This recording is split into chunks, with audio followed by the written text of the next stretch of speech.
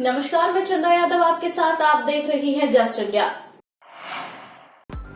खबरों के प्रायोजक हैं एशियन कलर कोटेड इस्पात लिमिटेड। आपका विश्वास हमारी पहचान। मेडिफिर international taken a step to keep you safe from corona virus. रंज किया showroom in Rohtak and Bahadurgarh. Showroom पर आएं, टेस्ट ड्राइव लें और गाड़ी बुक कराएं। किसान आंदोलन के चलते राष्ट्रीय राजमार्ग बाधित और व्यापारियों को काफी नुकसान उठाना पड़ रहा है। बता दें, ऐसे में व्यापारी अब हाईवे खुलवाने की मांग कर रही है, जिसको लेकर हरियाणा गृह मंत्री अनिल विज ने कहा है कि किसानों को समझना चाहिए आंदोलन अपनी जगह है और उनके आंदोलन की वजह से दूसरे लोगों की आजादी बाधित न हो, यह भी प्रजातांत्रिक आंदोलन का मुख्य आधार होता है। भाजपा जजपा नेताओं के रोक को लेकर जिंद में सर्वखाप ने फैसला लिया है। बता दें कि देश में कोरोना की तीसरी लहर की आशंका एक बार फिर से जताई जा रही है, जिसको लेकर शहरी और ग्रामीण इलाकों में हरियाणा सरकार की क्या तैयारी है, इसको लेकर हरियाणा के स्वास्थ्य एवं गृह मंत्री अनिल विज ने सवाल किया गया तो विज ने दावा किया है कि हमारी तैयारी पूरी है। हमने पहली और दूसरी लहर से काफी कुछ सीखा है। दूसरी लहर में ऑक्सीजन की कमी थी, जिसको देखते हुए 40 प्लांट प्रधानमंत्री ने दिए। 139 हम खरीदने जा रहे हैं, जिसके लिए टेंडर लगा दिया गया है। हरियाणा के राज्यपाल बंडारू दत्तात्रेय ने शुक्रवार को राजभवन में आयोजित कार्यक्रम में आनंद कुमार शर्मा को हरियाणा लोक सेवा आयोग के सदस्य के पद की निष्ठा एवं गोपनीयता की शपथ दिलाई है। इस अवसर पर हरियाणा के मुख्यमंत्री मनोहर लाल भी उपस्थित थे। बता दें, आनंद कुमार शर्मा अखिल भारतीय तकनीकी शिक्षा परिषद के निदेशक के पद पर कार्यरत थे। 20 मई 1973 को जिंद के बम्बेवा गांव में जन्मे आनंद कुमार शर्मा ने रसायन विज्ञान में स्नातकोत्तर तक की शिक्षा ग्रहण की है। इस अवसर पर हरियाणा लोक सेवा आयोग के सदस्यों सहित अनेक अधिकारी और गणमान्य व्यक्तियों के अतिरिक्त आनंद कुमार शर्मा परिवार के सदस्य भी उपस्थित रहे।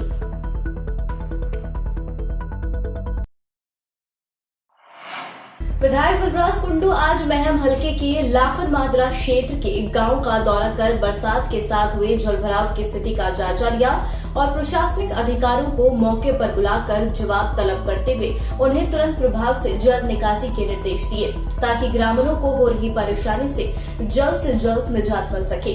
वहीं कुंडू ने सख्त लहजे में कहा कि जितनी जल्दी हो सके जरूरत के मुताबिक बिजली की मोटरें और पंप रखवा कर पानी को निकाला जाए। वहीं बलराज कुंडू ने लाखन माजरा पहुंचकर गुरुद्वारे के पास वाले तालाब में ओवरफ्लो से हुए जलभराव का भी जायजा लिया है। बता दें, पंचायती राज महकमे के एसडीओ और बीडीपीओ आदि संबंधित प्रशासनिक अधिकारियों को मौके पर बुलाकर उनको हालात से रूबरू कराते हुए वहां स्थायी पंप सेट रखवाकर तुरंत चालू करने के निर्देश दिए हैं। उन्होंने यहां पर जल भराव की समस्या के स्थायी समाधान पर भी अधिकारियों से चर्चा की और उसके बाद वे अधिकारियों को साथ लेकर गांव के महम रोड स्थित दूसरे तालाब पर पहुंचे।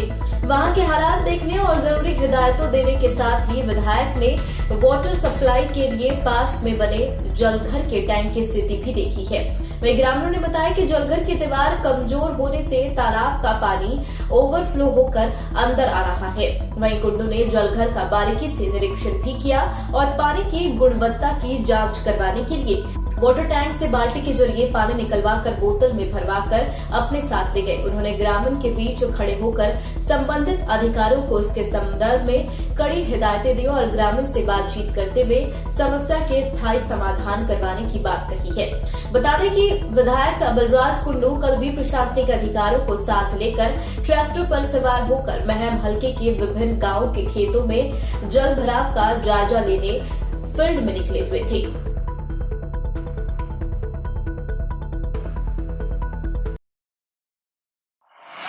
District control of blindness and visual impairment society की तरफ से वीरवार को मोतियाबिंद मुक्त हरियाणा शिविर का शुभारंभ किया गया, जिसमें लोगों को मोतियाबिंद के बारे में जागरूक किया गया है। बता दें, शिविर का शुभारंभ सिविल सर्जन डॉक्टर अनिल बिरनाल ने टीम वाहन को हरी झंडे दिखाकर किया। वहीं बताया गया कि गांव सुडाला में निःशुल्क मोतियाबिंद शिविर की कार्रवाई चल रही है। वहीं शिविर के दौरान सिविल सर्जन डॉक्टर अनिल बिरना ने लोगों को मोतियाबिंद के बारे में जागरूक करने का आह्वान किया है और शिविरों के माध्यम से मोतियाबिंद जैसे बीमारी को दूर करने के निर्देश भी दिए। वहीं शिविर के दौरान सामान्य अस्पताल से नेत्र रोग चिकित्सक डॉक्टर दिनेश शर्मा ने शिविर में आए हुए लोगों को मोतियाबिंद के बारे में जागरूक किया और साथ ही समय समय पर अपनी आंखों की जांच करवाने व देखभाल करने के लिए प्रेरित भी किया है। शिविर में मुख्य अतिथि के रूप में गांव सुडाना के सरपंच कुलदीप शर्मा ने शिरकत की। शिविर में 78 रोगियों ने भाग लिया, जिसमें मोतियाबिंद के 15 रोगियों का पता चला है। उन्हें चश्मे के साथ प्रेस बायोपिया के साथ समान अस्पताल में रेफर किया गया है। गुरुग्राम से होकर गुजरेगा प्रस्तावित Delhi Ahmedabad high speed rail corridor. बता दें, दिल्ली से अहमदाबाद हाई स्पीड रेल का खाका तैयार किया जा रहा है और इस प्रस्तावित प्रोजेक्ट को लेकर national high speed rail corporation limited ने शुक्रवार को गुरुग्राम में प्रस्तावित रेल मार्ग के एनवायरमेंटल और सोशल विषयों में रुचि रखने वाले जिले के लोगों से सार्वजनिक परामर्श का कार्यक्रम रखा है। बता दें कि परामर्श कार्यक्रम में गुरुग्राम के एडीसी विश्राम कुमार मीणा और प्रोजेक्ट की deputy team leader Vijay Sharma उपस्थित रहे। लगभग 872 किलोमीटर लंबाई का यह प्रस्तावित कॉरिडोर दिल्ली राज्य के द्वारका से शुरू होगा और मानसी, बावल, रेवाड़ी, बहरोड, मनोपुरा, जयपुर, अजमेर, विजयनगर, भीलवाड़ा, चित्तौड़गढ़, उदयपुर, डूंगरपुर, हिम्मतनगर, गांधीनगर होते हुए गुजरात के अहमदाबाद में संपन्न होगा। जैसे सर ने बताया, ये प्रोजेक्ट अभी डीपीआर स्टेज पे है।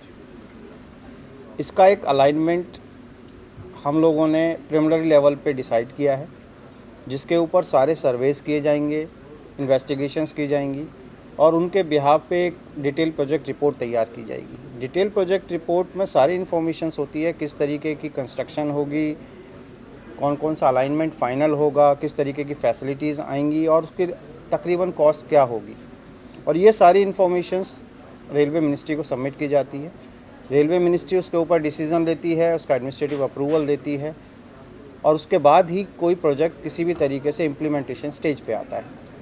तो ये स्टेज है अभी डीपीआर का, जिसमें हमारे सारे के सारे काफ़ी सारे सर्वेस इस वक्त चालू हैं। आज की जो पब्लिक कंसल्टेशन की गई थी उसमें ये सामाजिक और पर्यावरण से रिलेटेड कंसीडरेशंस जितने होते हैं, रेलवेज इसमें डिटेल प्रोजेक्ट रिपोर्ट तैयार कर रही है फिजिबिलिटी के हिसाब से और अलाइनमेंट के हिसाब से, और जैसे ही डीपीआर मिनिस्ट्री में सबमिट होगी उसके बाद इस पे आगे काम शुरू होगा। वो एक बार मैं रेलवेज से हमारे साथ रिप्रेजेंटेटिव है Sharma ji, he will be able to tell. Palwal जिला उपायुक्त नरेश नरवाल ने आज नेशनल हाईवे 19 पर हरी पट्टी और पौधारोपण किया है। बता दें, उपायुक्त के लोगों से अपील करते हुए कहा, मानसून के दौरान पौधारोपण करें ताकि पलवल जिले को हरा भरा बनाया जा सके।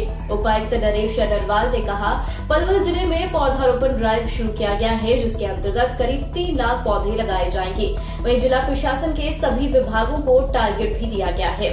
बता दें, विभागों ने अपने अपने क्षेत्र में पौधारोपण के लिए गड्ढे खोदने भी शुरू कर दिए हैं। पौधारोपण के लिए एनजीओ भी अब आगे आ रही है। जिला प्रशासन और वन विभाग के द्वारा एनजीओ का सहयोग भी किया जा रहा है।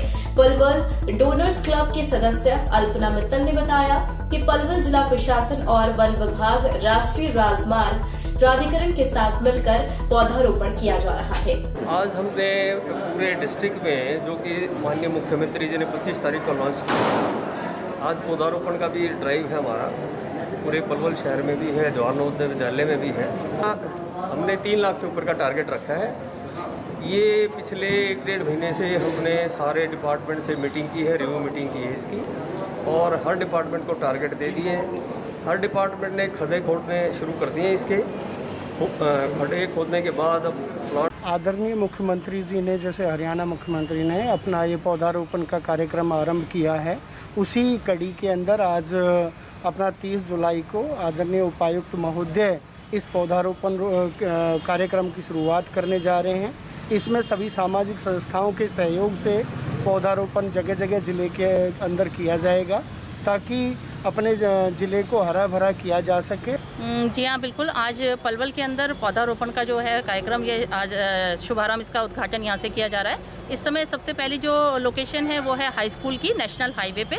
प्रशासन के साथ, वन विभाग के साथ और नेशनल हाईवे के साथ मिलकर हमारा संस्था जो है पलवल डोनर्स क्लब के माध्यम से हम लोग यहाँ पर पूरे नेशनल हाईवे को कवर करेंगे, लेकिन थोड़े थोड़े अंतराल से, कुछ दिन कहीं पे कुछ दिन कहीं पे। तो आज पहला प्रोग्राम जो है वो हाई स्कूल के बाहर ये ग्रीन बेल्ट बनाई गई है, इसी से शुरुआत कर रहे हैं। अपने ही गोत्र में गांव के पड़ोसी युवक से शादी करने वाली चंडीगढ़ में हरियाणा सिविल सचिवालय में आयोजित आपका आभार कार्यक्रम में पत्रकारों ने मुख्यमंत्री का धन्यवाद व्यक्त किया है। उसमें शॉल और गुलदस्ता भेंट कर उन्हें सम्मानित किया गया। बता दें, इस अवसर पर मुख्यमंत्री के अतिरिक्त प्रधान सचिव, सूचना जनसंपर्क एवं भाषा विभाग के महानिदेशक डॉक्टर अमित अग्रवाल, प्रधान मीडिया सलाहकार विनोद मेहता भी उपस्थित थे। बता दें, पत्रकारों में इस फैसले को लेकर खुशी स्वागत भी उन्होंने किया और मुख्यमंत्री के साथ कई अन्य मुद्दों पर चर्चा भी की गई। इस अवसर पर डॉक्टर अमित अग्रवाल ने कहा कि आयुष्मान भारत बीमा योजना की समीक्षा बैठक के दौरान मुख्यमंत्री ने उदारता दिखाते हुए स्वयं पहल की और राज्य की मान्यता प्राप्त मीडिया कर्मियों को सरकारी कर्मचारियों की तर्ज पर कैशलेस चिकित्सा सुविधा का लाभ प्रदान करने की घोषणा की थी। वहीं डॉक्टर अग्रवाल ने बताया कि हरियाणा अन्य राज्यों की तुलना में पत्रकारों को सुविधाएं प्रदान करने के लिए मामले में सबसे आगे है।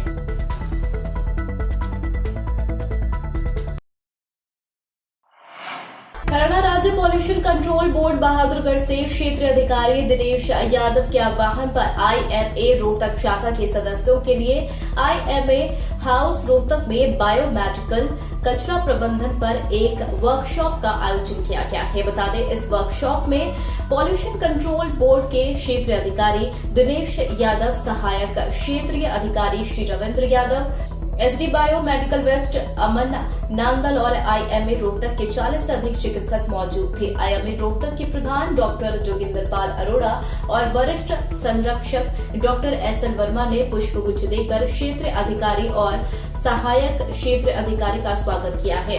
IMA रोहतक के संरक्षक डॉक्टर R.K. चौधरी ने सभी चिकित्सकों की जानकारी के लिए बायोमेडिकल वेस्ट डिस्पोजल के नए प्रावधानों के बारे में मल्टीमीडिया प्रस्तुति दी है।